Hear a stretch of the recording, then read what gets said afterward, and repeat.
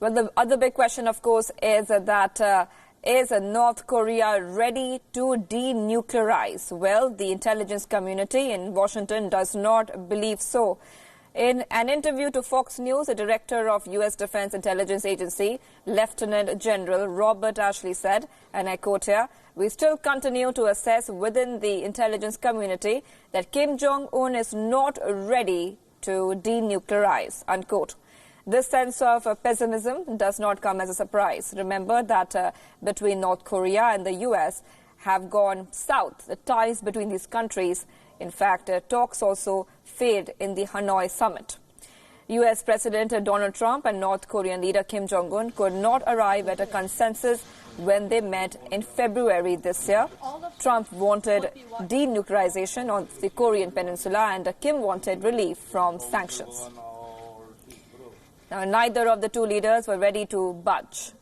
So, are these hopes for revival of talks between the two sides?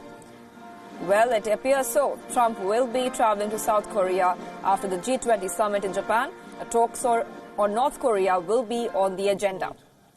Announcement about Trump's travel comes after U.S. Secretary of State Mike Pompeo said that he hopes that North Korea and U.S. can restart talks.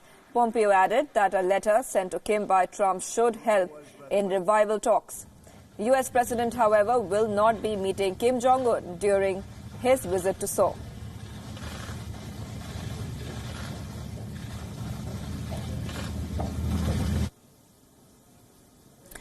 Of course, let's get to the latest on the U.S.-Iran tensions. This is a big story the world over. U.S. President Donald Trump has announced fresh sanctions on Iran's supreme leader, Ayatollah Khamenei. In a few moments, I'll be signing an executive order imposing hard-hitting sanctions on the supreme leader of Iran and the office of the supreme leader of Iran and many others.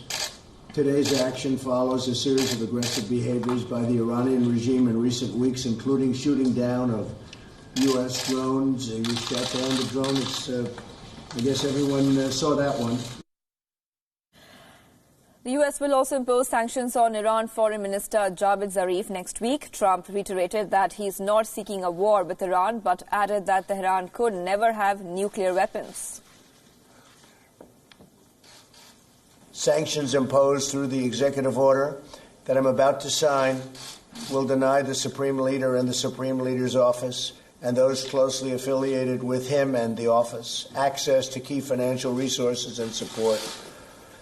The assets of Ayatollah Khamenei and his office will not be spared from the sanctions. We will continue to increase pressure on Tehran until the regime abandons its dangerous activities and its aspirations, including the pursuit of nuclear weapons, increased enrichment of uranium, development of ballistic missiles, engagement in and support for terrorism, fueling of foreign conflicts, and belligerent acts directed against the United States and its allies.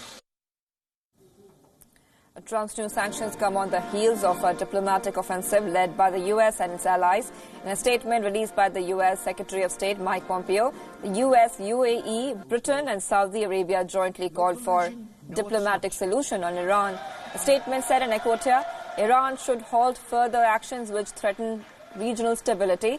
Statement comes during Pompeo's high-stakes visit to the Gulf. There never will be. And we do have to get to the bottom of these things, I will say. And this should never happen. I say this in